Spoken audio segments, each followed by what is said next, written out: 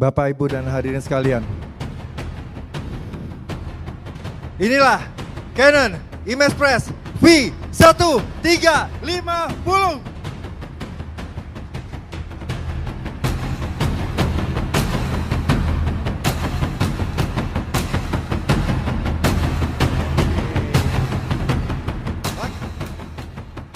Untuk mempresentasikan, untuk memberi insight mengenai V1350, saya akan mempersilakan Bapak Hadi Supeno. Silakan Pak, sebagai Business Unit Manager dari Commercial Printing.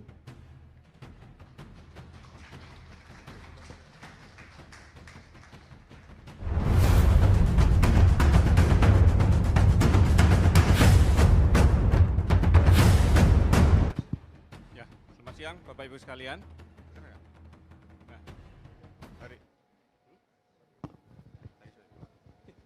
selamat siang Bapak Ibu sekalian. Dalam kesempatan kali ini saya akan presentasikan mengenai Canon imagePRESS V1350. Beberapa tahun yang lalu Canon kan sudah mempunyai mesin production, dimulai dengan seriesnya Canon imagePRESS C series. Jadi waktu dulu ada Canon imagePRESS yang namanya dengan Canon imagePRESS C165, Canon imagePRESS C710, sama Canon imagePRESS C10000 sama 10010. Nah, di tahun yang lalu Canon mulai launch Canon imagePRESS V series, produk terbarunya dari Canon. Jadi semua C seriesnya semuanya sudah di end of sales. Canon mengeluarkan produk baru yang namanya Canon imagePRESS V series. Nah, V series ini dimulai dari Canon imagePRESS V1000 yang sudah di launching di tahun lalu. Nah, di awal tahun ini kita juga launching Canon imagePRESS V700, habis itu Canon imagePRESS C265, setelah itu yang sekarang kita mau launching Canon imagePRESS C1350. Nah, sedikit mengenai speknya Canon imagePRESS C1350, V1350, duty cycle mesinnya sekitar 2,2 juta, target print volume antara 75.000 sampai dengan 1,2 juta A4 per bulan. Average minimum print volume antara 200 sampai 300 ribu. Main body lifetime-nya plus minus sampai dengan 72 juta. Speed warna 135 ppm, speed BW-nya 130 ppm.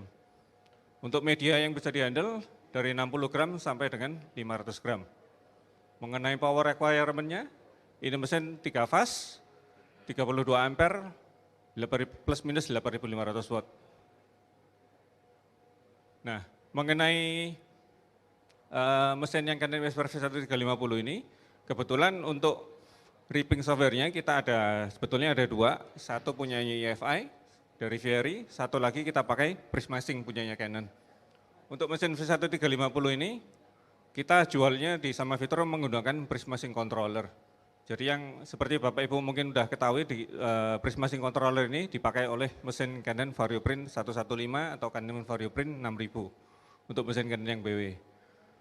Nah, dari unitnya sebelah kanan, Bapak ketahui itu ada POD deck atau multi drawer-nya. Sebelah kirinya ada engine, yang paling bawah cuma ada internal tray, cuma ada satu tray. Nah, dari internal engine tengah, di atasnya bagian yang hitam, warnanya hitam itu bagian buat tonernya. Samping kiri operating panelnya, samping kirinya engine, paper part-nya sebelum masuk ke pemanas. Nah, setelah itu ada fusing system, yang terakhir di staple finisher. Nah, mengenai V1350 ini ada desain terbaru dari Canon. Jadi kalau seperti Bapak Ibu ketahui, selama ini mesin kan biasanya di bagian atasnya apa segala macam, biasanya ada di ADF dan banyak lekuan. Nah, untuk Canon V series ini sistemnya Canon dia bikin desain yang baru, jadi di atas permukaannya engine selalu flat. Nah, habis itu ada semacam desain baru lah, ada aluminiumnya, habis itu aluminium handle, habis itu ada stainless steelnya buat nempel, ditambelin magnet apa segala macam. Nah, untuk perbedaannya Canon V1350 ini dengan Canon yang sebelumnya, yang Canon C10010, seperti yang ada di slide. Nah, dari Canon ini dia selain mengembangkan speednya dinaikin, dia juga untuk frame-nya dia dibedakan antara frame satu mesin yang 10.000 dengan mesin 1350, frame yang dipakai lebih tebal. Jadi untuk frame mesin Canon V1350, framenya ketebalannya sekitar 2,3 mm. Nah, dengan ketebalan frame yang seperti ini, jadi nggak cuma framenya doang, sebetulnya dari imaging unitnya juga dia materialnya juga ditebelin juga. Dengan ketebalan ini, lifetime-nya mesinnya juga naik dari, kalau di-compare sama C10010, dulu lifetime-nya sekitar 27 juta, sekarang naik jadi 72 juta. Nah, untuk sebelah kanan yang POD deck atau multi drawer, sistemnya dari vacuum fit, mau dari internal tray-nya atau dari multi drawer-nya dia sistemnya dari vacuum. Nah, setelah itu ada purging tray-nya. Jadi kalau semua cetakan yang lewat dari multi drawer, kalau misalnya ada double sheet, dia kebuang ke atas. Nah, refeeding mekanismenya mirip seperti yang ada di video di sebelah kiri bawah. Nah, sedangkan mengenai paper part-nya, jadi dari V1350 ini dia ada pembaharuan paper part. Kalau misalnya di model yang Canon C10010, Bapak bisa lihat dari engine-nya dia lurus, straight, nanti setelah itu dia mau naik fixing-nya dia ada naikkan, habis itu baru naik ke fixing. Nah, kalau yang di Canon V1350, sistemnya dia setelah dari paper input multi drawer, sistemnya kertasnya dia straight paper part Pak, sampai dengan ngelewatin sama fixing unit. Jadi setelah fixing unit baru dia ada tekuan ke bawah kalau Bapak mau cetak duplex. Nah, dengan sistem straight paper part seperti ini, mesin Canon yang V1350 bisa menggunakan bahan maksimum sampai dengan 500 gram. Nah, mengenai fixing sistemnya, Canon V1350 mirip dengan Canon imagePRESS V1000. Sistemnya dia seperti ini, dia memakai sistem teknologi pot serve. Jadi dari fixing rollernya dia ada 6 heater elemen. Jadi ada lampunya ada 6 biji, tujuannya dia buat uniformity, buat fixing belt temperaturnya. Selain itu di situ juga ada angle-nya buat nip-nya, jadi jaraknya fixing nip-nya dia agak lebar, biar cetakannya bisa matang sempurna.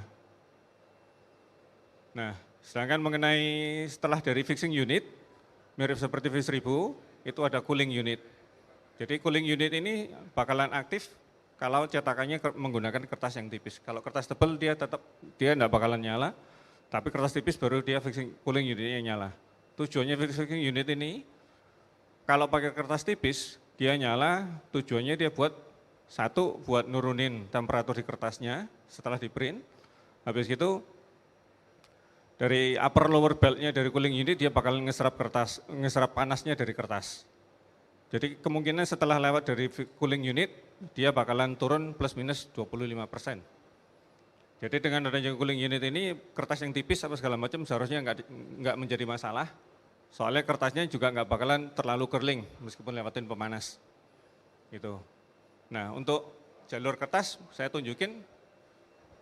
Jalur kertasnya Canon V1350 dimulai dari tray sini, kertasnya naik ke atas ini, di area yang sini Pak.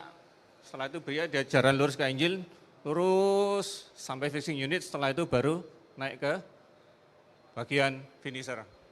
Gitu. Jadi ini perbedaannya. Setelah itu dengan prisma sync controller yang terbaru, punyanya dari teknologinya OC, di sini softwarenya agak beda, workflow-nya agak beda. Jadi bisa dari Bapak Ibu sekalian kalau misalnya ada job, kira-kira jobnya mau selesai berapa lama bisa ketahuan dari prisma sync controller ini. Ya, jadi sedikit beda dengan EFI. Ini yang terobosan terbarunya dari Canon menggunakan ripping server dari punyanya Canon sendiri. Ya, sekian dan terima kasih. Kalau misalnya ada pertanyaan, nanti boleh dibahas lagi lebih lanjut. Ya.